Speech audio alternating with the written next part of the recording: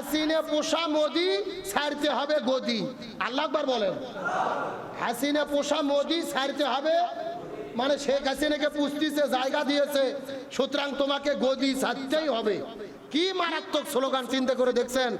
এখন আমি চিন্তা করতেছি আমাদের আপাকে নরেন্দ্র মোদী জায়গা দিল, মোদী যদি পালাইতে আপা যাবে কোথায়? কথা কন না গা। আজকে ভারতে জুলাই নেমে এসেছে, ভারতে তরুণ সমাজেরা আপনার কক্রোচ জনতা পার্টি তেলাপোকা নাম দিয়ে রাজপথে নেমে পড়েছে। লক্ষ লক্ষ তরুণ ছাত্র সমাজ রাজপথে নেমে পড়েছে। নরেন্দ্র মোদী ছাত্রদেরকে দেখে ভয়ে পালাতে বাধ্য হচ্ছে। চিৎকার করে বলেন আল্লাহু আকবার। নাম দিয়েছে তেলাপোকা পার্টি। কি পার্টি? তেলাপোকা, কক্রোচ জনতা পার্টি। কক্রোচ মানে হলো তেলাপোকা। তেলাপোকার ভয়ে নরেন্দ্র মোদী দৌড়াচ্ছে।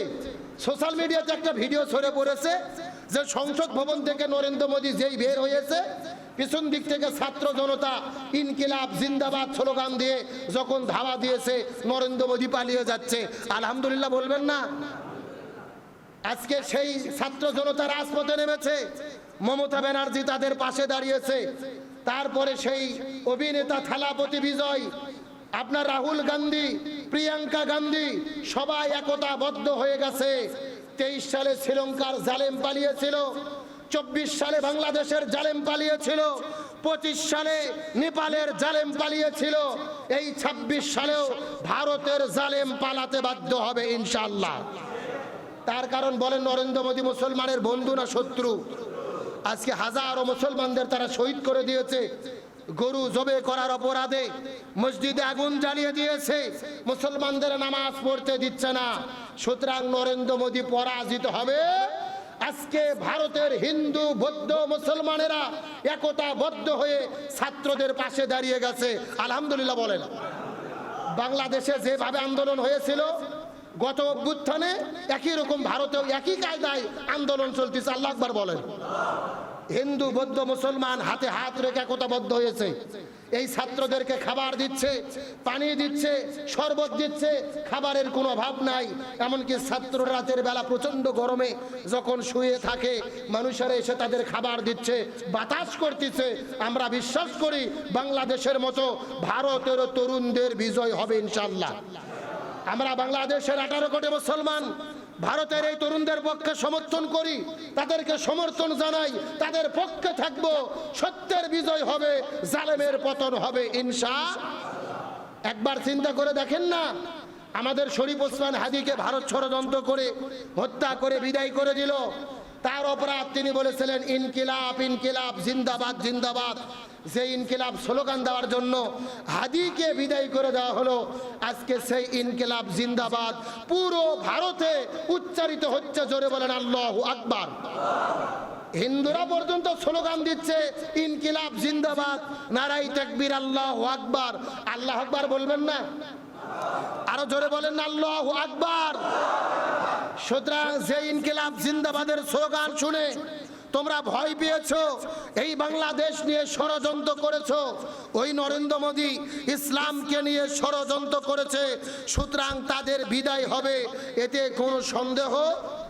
জোরে বলেন, এতে কোনো সন্দেহ? এমনকি ছাত্ররা স্লোগান দিচ্ছে যে হাসিনে পোষা মোদী ছাড়তে হবে গদি। আল্লাহ আকবার বলেন। হাসিনে পোষা মোদী ছাড়তে হবে মানে শেখ হাসিনাকে পুষতিছে, জায়গা দিয়েছে, সুতরাং তোমাকে গদি ছাড়তেই হবে। কি মারাত্মক স্লোগান চিন্তা করে দেখছেন? এখন আমি চিন্তা করতেছি আমাদের আপাকে নরেন্দ্র মোদী জায়গা দিল, মোদী যদি পালাইতে আপা যাবে কোথায়? কথা কন না গা। বিপদ কিন্তু জটিল হচ্ছে। উনি পালিয়ে যাওয়ার পরে আপার টেনশন করবে না, আপাকে দেশে আসতেই হবে।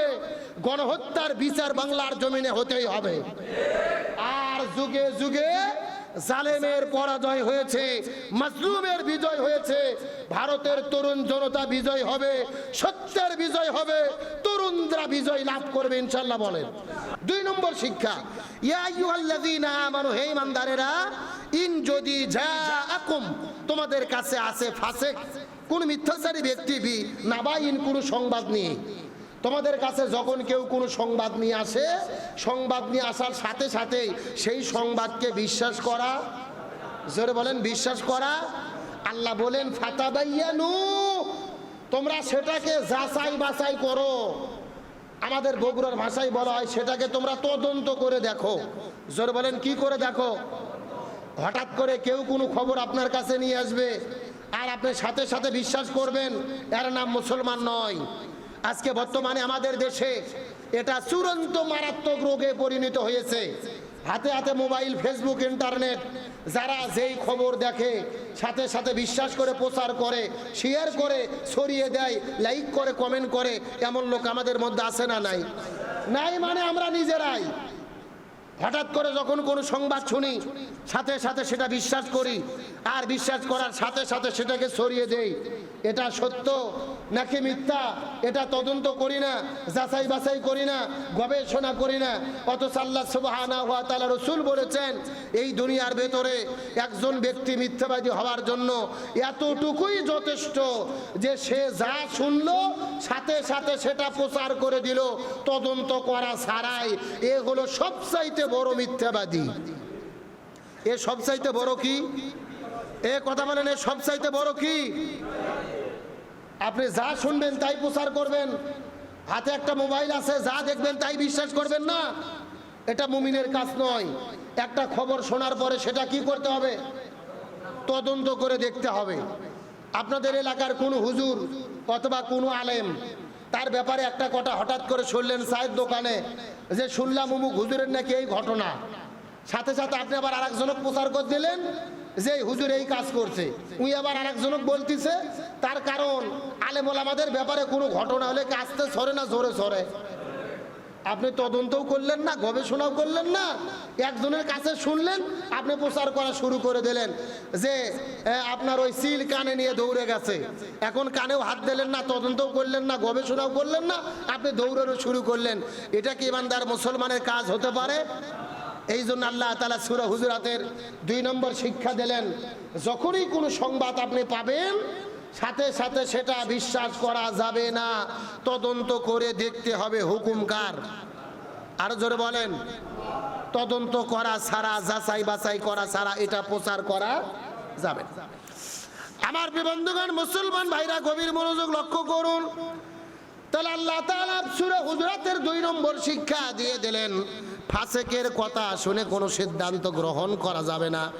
সূরা হুজুরাতের 3 নম্বর শিক্ষা, আল্লাহ তাআলা 9 নম্বর থেকে 10 নম্বর আয়াতের মধ্যে আল্লাহ রাব্বুল আলামিন বলেন, ওয়া ইন তাইফাতানি মিনাল মুমিনিনা, যদি কোনো মুমিনদের মধ্য থেকে 2 দল ঝগড়ায় লিপ্ত হয়ে যায়, যুদ্ধের মধ্যে লিপ্ত হয়ে যায়, মনোমালিন্য হয়ে যায়, ফাসলিহু বাইনাহুম, তাহলে তুমি তাদের ভেতরে সংশোধন করে দাও, ঝগড়া বিবাদকে তোমরা মীমাংসা করে দাও। এখন আপনাদের জিজ্ঞাসা করি, বলেন তো ইমানদার মুমিনের মধ্যে যদি ঝগড়া হয়, এই ঝগড়াটাকে আপোষ করে দিতে হবে, মীমাংসা করে দিতে হবে। হুকুম কার? কিন্তু আমরা কি মীমাংসা করে দেই? কথা কর না, আমরা কি মীমাংসা করে দেই? আমরা আরো ঝগড়া কিভাবে বাঁধানো যায় আমরা সেই তালে থাকি। গ্রামের মধ্যে দেখবেন 2 গ্রুপে মারামারি হয়েছে, এখন আমাদের উচিত হলো এই 2 গ্রুপের মধ্যে কি করে দেওয়া?